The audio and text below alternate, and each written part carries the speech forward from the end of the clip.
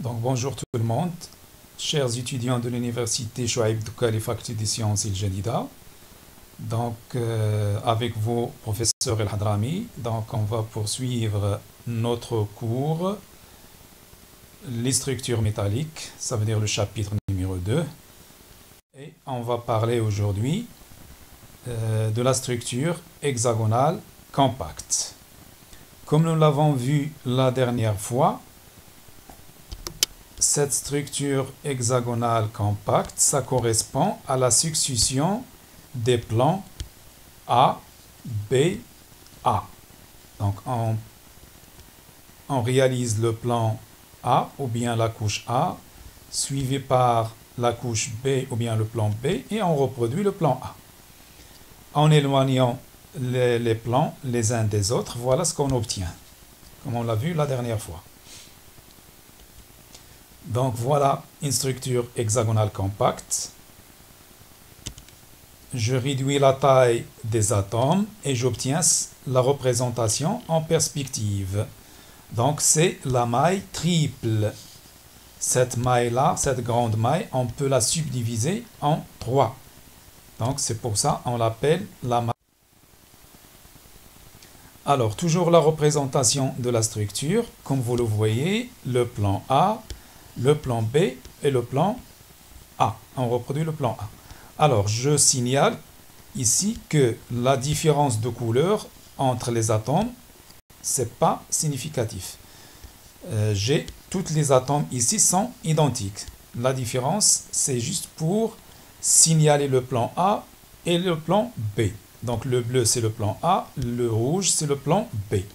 Et le bleu foncé ici, c'est juste pour montrer l'atome qui est au centre de l'hexagone.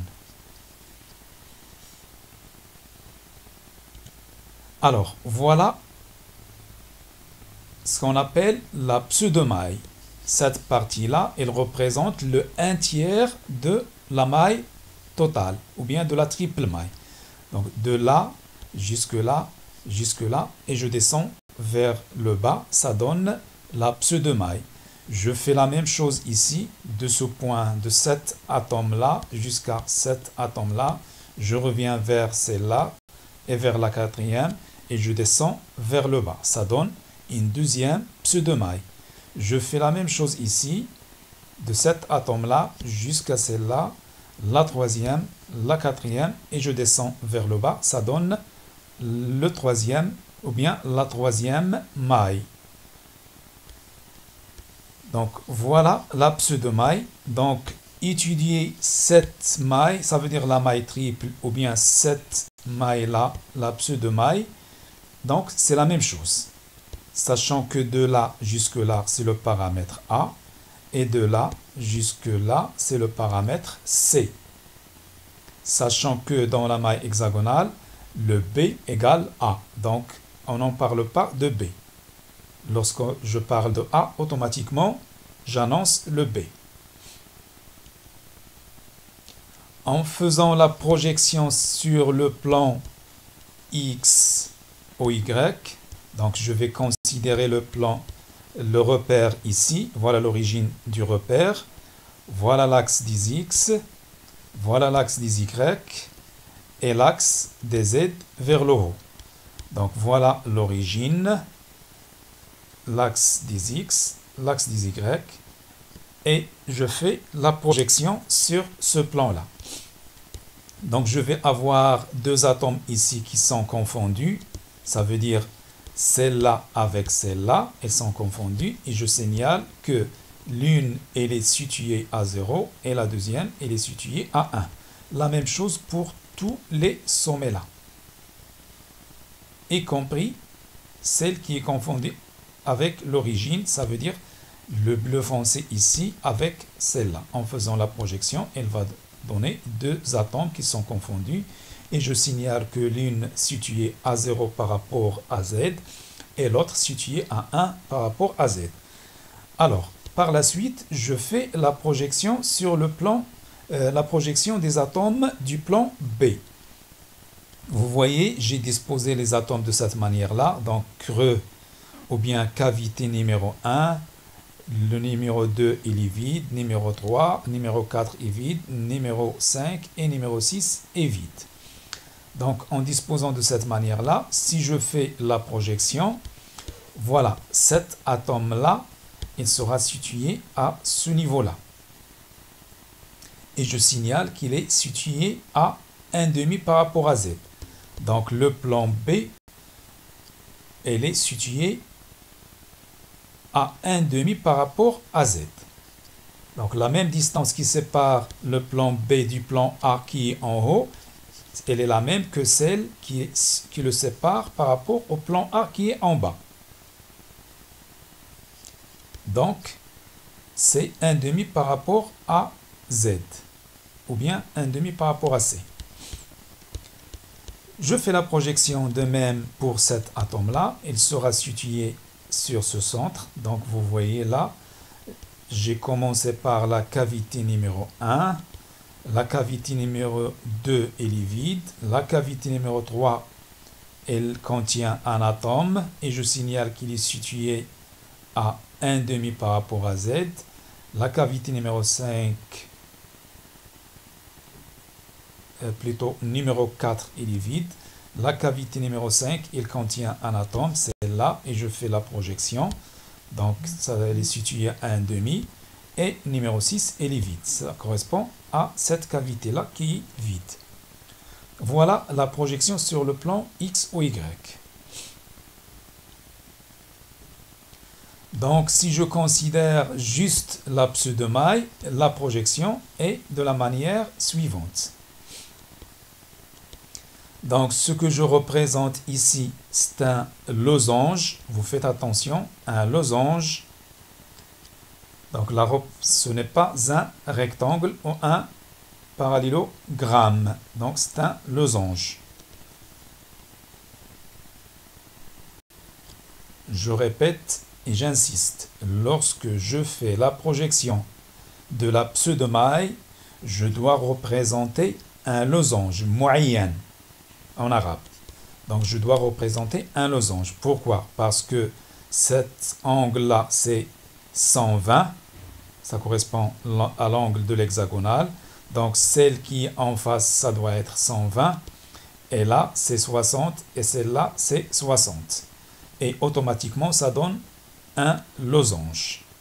Et si je sépare selon cette diagonale, elle va me donner des triangles équilatéraux. Donc, ce triangle, il est équilatéral et ce triangle, il est équilatéral.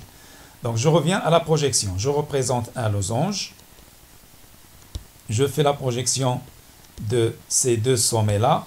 Donc, ça donne un atome situé au plan à la position 0 par rapport à Z et un deuxième atome situé à la position 1 par rapport à Z.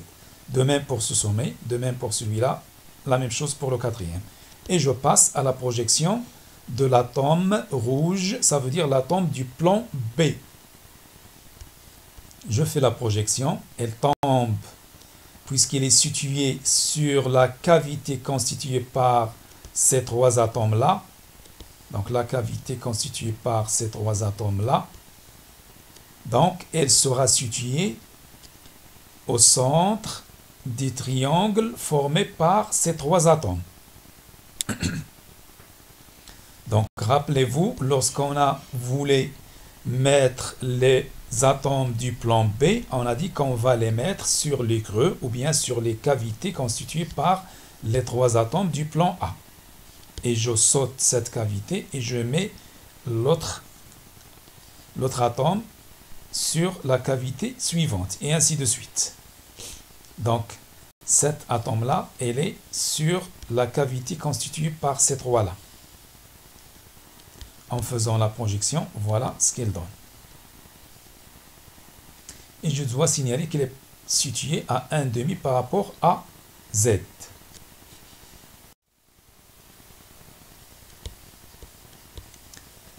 Toujours la représentation. Et maintenant, je vais donner les coordonnées réduites des différents atomes de la maille hexagonale. Sachant que je vais donner les coordonnées par rapport à la pseudo-maille. Donc, c'est automatiquement pour la maille hexagonale ou bien la triple maille. Donc, cet atome-là, elle est située sur l'origine. Donc, elle va avoir comme coordonnées réduites par rapport à x0, par rapport à y0, par rapport à z0. De même, celle-là, elle va avoir les mêmes coordonnées parce qu'elle représente un sommet. Donc, elle va être, on peut la considérer comme origine par rapport à la pseudo-maille qui est devant ici. Vous voyez, là, il y a une pseudo-maille. Donc, il sera origine pour la pseudo-maille qui est devant. De même, celle-là, elle sera origine pour la pseudo-maille qui représente la suite ici, qui est à côté. Donc, on peut donner comme coordonnées réduites 0, 0, 0. Donc, tous les sommets là, tous ces atomes, ils sont considérés comme sommets. Et elles vont avoir comme coordonnées réduites 0, 0, 0.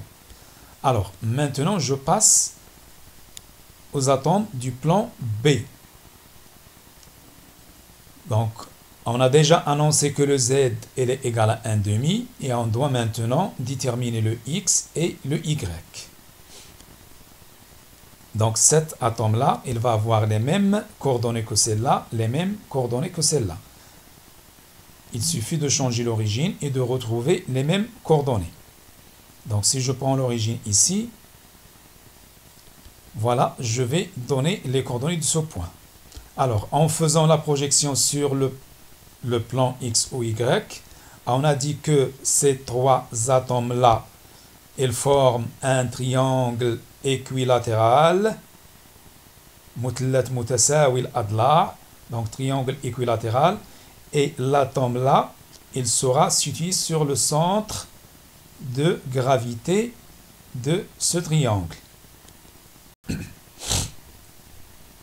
Alors, en utilisant nos connaissances du collège et du primaire, si je représente la droite parallèle à cette droite-là, ou bien à ce côté, et qui passe par le barycentre du triangle. Donc, elle va couper ces deux autres côtés sur le 1/3. Sur le 1/3. Rappelez-vous, ça, c'est une définition ou bien c'est une donnée qu'on a étudiée lorsque nous étions au collège. Donc, le parallèle à ce côté, elle coupe ou bien elle partage ces deux autres côtés en 3 distances équivalentes. Donc cette distance-là, ça représente le 1/3 de tout ça. Alors, maintenant, si je considère l'origine ici, et je fais la projection sur l'axe des X. Donc, sur l'axe des X, cette distance-là, elle représente combien par rapport à ce côté? Elle représente le 1/3.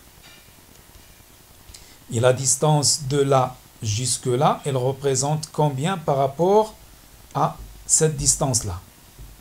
Donc, elle représente 2/3. Et par conséquent, la coordonnée de ce point par rapport à X, ça va être 1/3. Et par rapport à Y, ça va être 2/3. Voilà. 1/3 par rapport à X, 2/3 par rapport à Y et 1/2 par rapport à Z.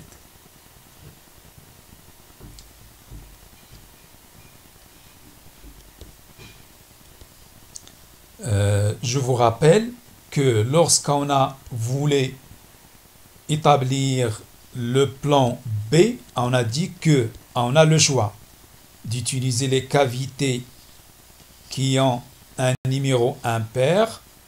Sinon, on peut utiliser les cavités qui ont un numéro pair. Donc je peux déplacer cet atome-là au centre de ce triangle et par conséquent je déplace celle-là au centre de ce triangle et celle-là au centre de ce triangle. Et je vais avoir une autre configuration. À ce moment-là, je dois faire attention. Je dois donner les coordonnées dans le sens que l'atome est situé à ce niveau-là. Vous voyez, si je considère maintenant l'atome sur ce croix-là. Donc, si je fais la projection ici, donc parallèlement à OY, la projection parallèlement à OY, voilà, ça serait situé sur ce point-là. Et ce point-là, ça représente 2 tiers par rapport à A. 2 tiers par rapport à A. Donc voilà, c'est 2 tiers par rapport à A. En faisant la projection sur l'axe des Y parallèlement à l'axe OX, voilà, elle sera située à 1 tiers par rapport à B. Donc la coordonnée par rapport à Y, c'est 1 tiers. Voilà, elle est notée ici, 1 tiers. Et Z, elle reste le même, elle est toujours située à 1 demi. Donc j'ai le choix. Soit je représente les atomes sur ces triangles-là. Et là, je dois mentionner les coordonnées ici. Sinon, je représente les atomes du plan B ici, comme il est mentionné ici par le vert. Et je dois faire attention aux coordonnées à ce moment-là. Donc, le vert, si je représente les atomes ici comme ils sont représentés ici en couleur verte, je dois donner les coordonnées ici, sachant que le X, ça va être le 1 tiers, le Y, c'est 2 tiers, et le Z, 1 demi. Donc, on a le choix. Mais on doit faire attention aux coordonnées.